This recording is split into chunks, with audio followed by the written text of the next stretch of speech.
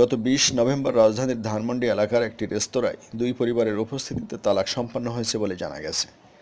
Folk গায়িকা সালমা এনটিভির reality show close up তোমাকেই খুঁজছে বাংলাদেশ এর মাধ্যমে রাতারাতি সঙ্গীতশিল্পী হিসাবে খ্যাতি অর্জন করেন। তার গানে মুগ্ধ হন দিনাজপুরের সঙ্গীত পরিবারের ছেলে শিবলি সাদিক। ২০১১ সালে সালমা ও শিবলি সাদিকের পারিবারিকভাবেই বিয়ে সম্পন্ন হয়। পরে শিবলি সাদিক পিতার উত্তরসূরি হিসেবে রাজনীতিতে মনোনিবেশ করেন।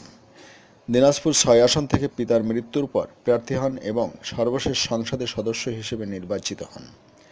সূত্র জানায়, গত ২০ নভেম্বর একটি রেস্তোরাঁয় তাদের ডিভোর্সের প্রক্রিয়া সম্পন্ন হয়। এ সময় শিবলি সালমাকে মহারণার ২০ লাখ টাকা বুঝিয়ে দেন।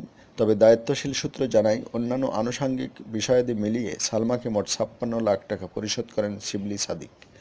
এ ব্যাপারে সালমার সঙ্গে মুঠোফোনে যোগাযোগ করা হলে তার নম্বরটি বন্ধ পাওয়া যায়। পরে ফেসবুকে তিনি জানান, বিচ্ছেদ হয়েছে এ খবরটি চূড়ান্ত, কিন্তু কী কারণে এ বিচ্ছেদ এ প্রসঙ্গে ঘনিষ্ঠজনদের মত, সালমার চলাফেরায় শিবলির হস্তক্ষেপ বিচ্ছেদের কারণ বলে মনে করা হচ্ছে। ২০১১ সালের ২৬ জানুয়ারি দিনাজপুর পৌরসভার চেয়ারম্যান ও দিনাজপুরের পিকনিক স্পট স্বপ্নপুরীর স্বত্বাধিকারী শিবলি সাদিকের সঙ্গে হঠাৎ করেই বিয়ের পিঁড়িতে বসেন জনপ্রিয় কণ্ঠশিল্পী সালমা। ২০১৪ সালের ১ জানুয়ারি সালমার কোল জুড়ে আসে এক কন্যা সন্তান। বিয়ের বছর দুয়েক আগে দিনাজপুরের স্বপ্নপুরীতে একটি অনুষ্ঠানে সঙ্গীত পরিবেশন করতে গেলে শিবলির সাথে সালমার পরিচয় হয়। সেই সূত্র ধরেই দুই পরিবারের মধ্যস্থতায় সম্পূর্ণ ঘরোয়াভাবে তাদের বিয়ে হয়।